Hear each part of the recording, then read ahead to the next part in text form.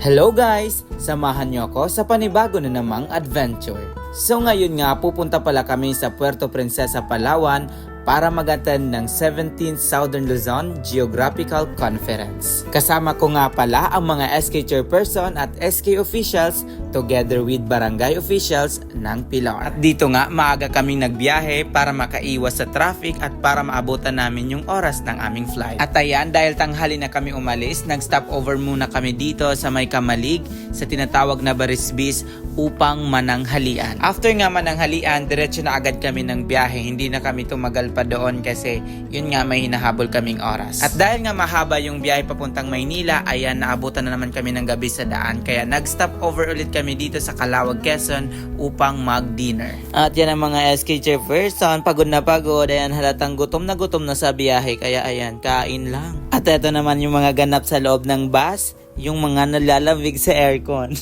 Madaling araw nga, around 2 AM, andito na kami sa Maynila. At dito nga may nadaanan kaming na-aksidente, kaya guys, ingat-ingat lang po tayo sa biyahe. After nga ng mahabang pagbiyahe, galing Pilar to Manila, ayan, finally, andito na kami sa Ninoy Aquino International Airport. So, super nakakapagod at nakakaantok sa biyahe, pero ayan, laban lang, kaya pa.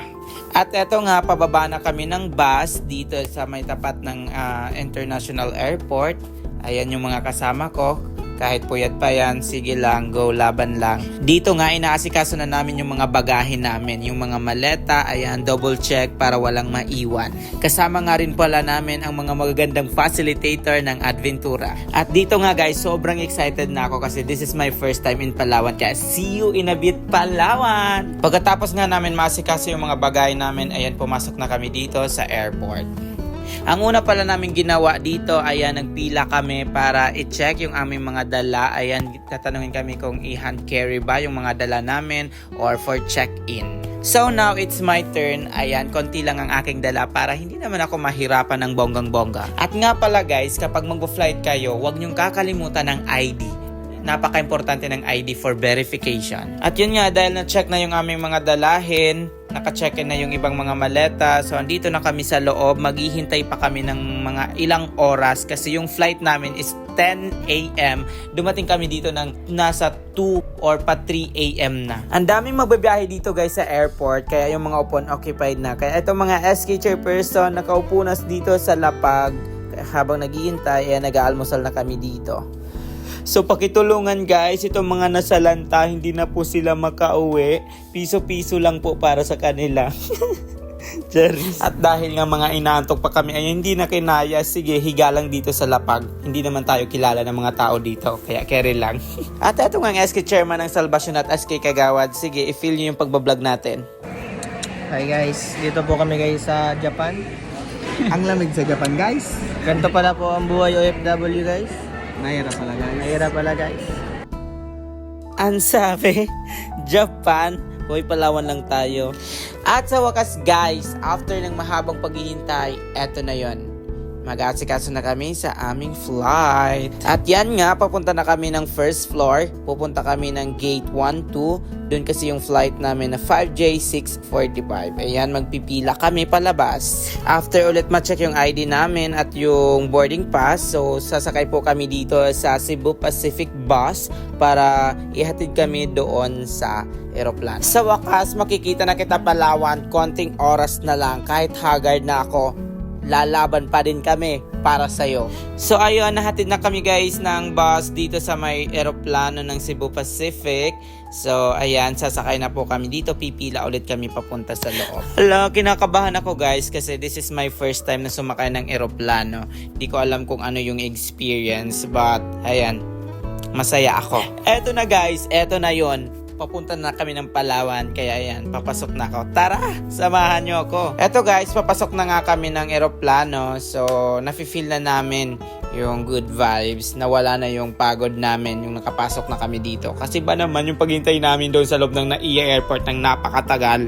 Pero at least andito na kami. Ayun nga, ang upuan ko ay nasa 17C. And pagkadating ko, nilagay ko na yung bagahe ko dyan sa taas. At dito nga sa likod guys ng upuan, meron silang passenger briefing card. Ayan, dito mo makikita yung mga dapat gawin at hindi dapat gawin. At meron din sila dito ng booklet para sa mga pagkain na pwede nyong i-order sa loob ng eroplano. At ang kagandahan dito guys, bago pa man lumipad yung eroplano, ayan, yung mga flight attendant magde-demo sa atin ng mga dapat gawin sakaling may mangyaring hindi maganda. Diyan nga, nag-seatbelt na ako dahil aalis na kami.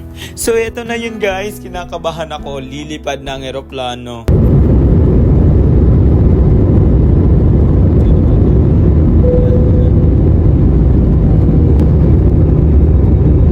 At yun nga guys, sobrang nahilo ako at kinabahan nung tumaas na yung eroplano. Parang yung bituka ko, oh my god, parang tatanggalin siya guys. Pero guys, nung nasa taas na siya, yung stable na yung eroplano sa taas, okay na yung sa pakiramdam ko na wala na yung hilo ko.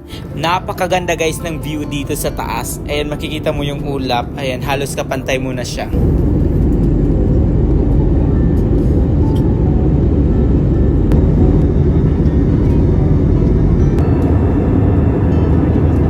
So yun guys, mahigit 1 oras lang yung biyahe namin galing Maynila to Puerto Princesa, Palawan. Ayan, maglalanding na itong eroplano sa airport ng Puerto Princesa, Palawan. So ganito guys ang kagandahan ng may ganitong sasakyan pang himpapawid kasi walang hassle sa biyahe, mabilis lang pumunta sa iyong pupuntahan.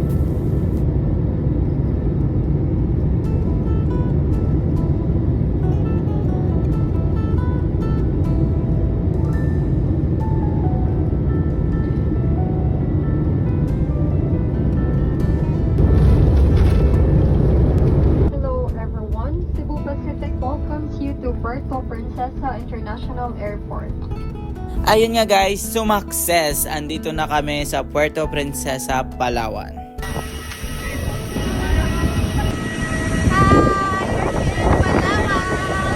Hello, Palawan! Sanay mo namin sa Pilipinas! So, yan nga guys, lumipad ang aming team dito sa Puerto Princesa, Palawan.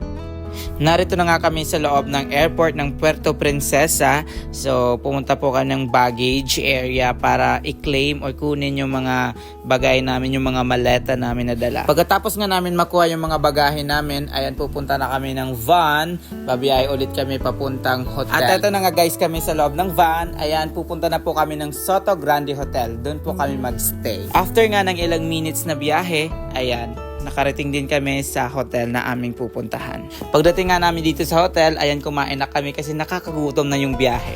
After nga namin kumain dito sa Soto Grande Hotel, nagpahinga kami mga ilang oras sa aming designated na rooms. At yun nga, pagkatapos namin magpahinga ng ilang oras, ayan, pumunta na kami ng Isla Fiesta Buffet Restaurant para mag-dinner.